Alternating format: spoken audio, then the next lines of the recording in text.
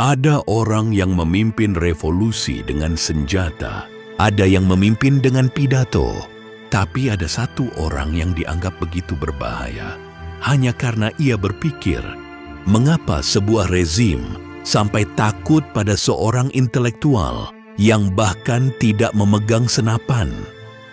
Apa yang sebenarnya ia tulis hingga penguasa berkata, otaknya harus dihentikan bekerja selama 20 tahun.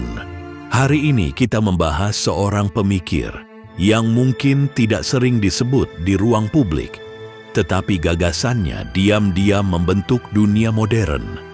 Antonio Gramsci.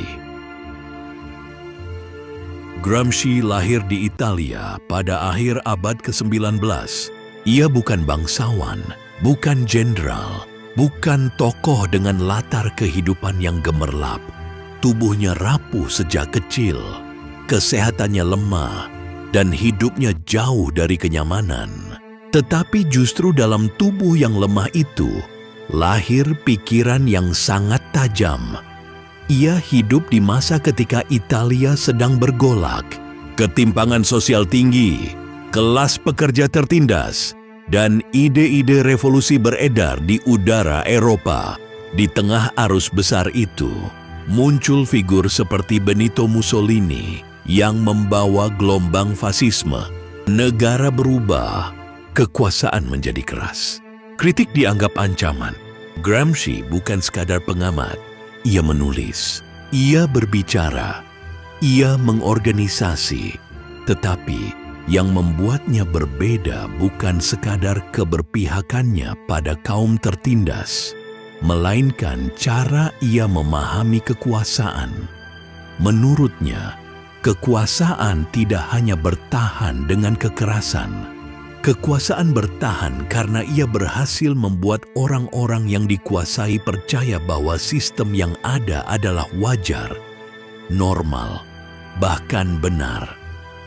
Inilah yang ia sebut sebagai hegemoni. Hegemoni bukan penjara fisik. Ia adalah penjara kesadaran. Dan disinilah letak bahayanya. Karena jika rakyat percaya bahwa ketidakadilan adalah sesuatu yang alami, maka penguasa tidak perlu lagi menindas secara terang-terangan. Mereka cukup mengendalikan budaya, pendidikan, media, dan nilai-nilai yang hidup dalam masyarakat. Bayangkan betapa revolusionernya ide ini. Gramsci mengatakan, untuk mengubah dunia tidak cukup merebut istana. Kamu harus merebut cara berpikir masyarakat. Ketika rezim fasis melihat pengaruhnya, mereka tidak melihat seorang pria kurus dengan kesehatan rapuh. Mereka melihat ancaman terhadap fondasi kekuasaan. Gramsci ditangkap dan dipenjara pada dekade kedua, abad ke-20. Jaksa dalam persidangannya mengatakan sesuatu yang dingin dan mengerikan. Kita harus menghentikan otaknya bekerja. Kalimat itu bukan sekadar ancaman hukum. Itu adalah pengakuan bahwa pikiran bisa lebih berbahaya dari senjata.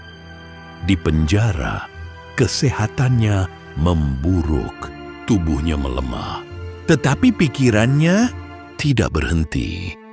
Ia menulis ratusan halaman yang kemudian dikenal sebagai prison notebooks, catatan penjara yang kelak mengubah teori sosial dan politik di seluruh dunia. Dalam catatan itu, ia mengembangkan gagasan tentang intelektual organik, bahwa setiap kelas sosial membutuhkan pemikir yang lahir dari realitas mereka sendiri, bukan intelektual yang terpisah dari kehidupan rakyat. Ia berbicara tentang perang posisi, bahwa perubahan sosial adalah perjuangan panjang dalam ruang budaya dan kesadaran, bukan sekadar pertempuran cepat di jalanan. Apakah ini terdengar jauh dari kehidupan kita sekarang, atau justru sangat dekat? Lihat bagaimana opini publik dibentuk. Lihat bagaimana narasi tertentu diulang terus-menerus hingga terdengar seperti kebenaran mutlak. Lihat bagaimana hiburan, berita, dan pendidikan perlahan membangun kerangka berpikir kolektif. Tanpa kita sadari, kita hidup dalam arena hegemoni, dan mungkin kita bahkan menikmatinya. Gramsci wafat setelah bertahun-tahun menderita dalam penjara. Ia tidak melihat langsung pengaruh besar dari gagasannya. Ia tidak menyaksikan bagaimana pemikirannya dipelajari di universitas-universitas dunia. Ia tidak tahu bahwa namanya akan disebut dalam diskusi politik modern lintas benua. Ironisnya, rezim yang berusaha membungkamnya telah lama runtuh. Tetapi gagasannya tetap hidup. Disinilah paradoks sejarah. Tubuh bisa dikurung, tetapi ide sulit dibunuh. Namun pertanyaan pentingnya bukan sekadar mengagumi keberanian Gramsci. Pertanyaan yang lebih tidak nyaman adalah ini.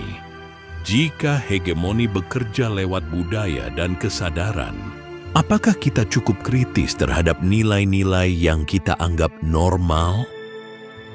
Apakah kita benar-benar berpikir secara mandiri? Atau kita hanya mengulang narasi yang sudah dirancang untuk kita? Gramsci mengingatkan bahwa perjuangan paling sunyi bukan terjadi di medan perang, tetapi di ruang kelas, di layar televisi, di percakapan sehari-hari, di media sosial yang kita buka setiap pagi. Kekuasaan hari ini mungkin tidak selalu datang dengan seragam militer.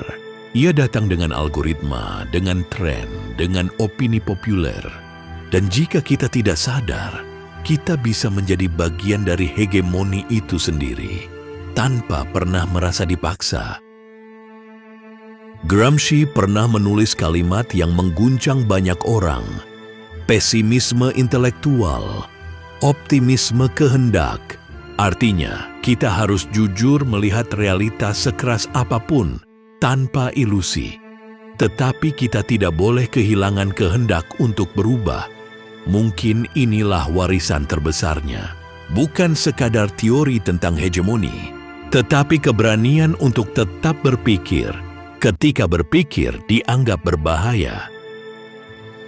Di dunia yang penuh kebisingan opini, keberanian terbesar mungkin bukan berbicara keras, tetapi berpikir dalam.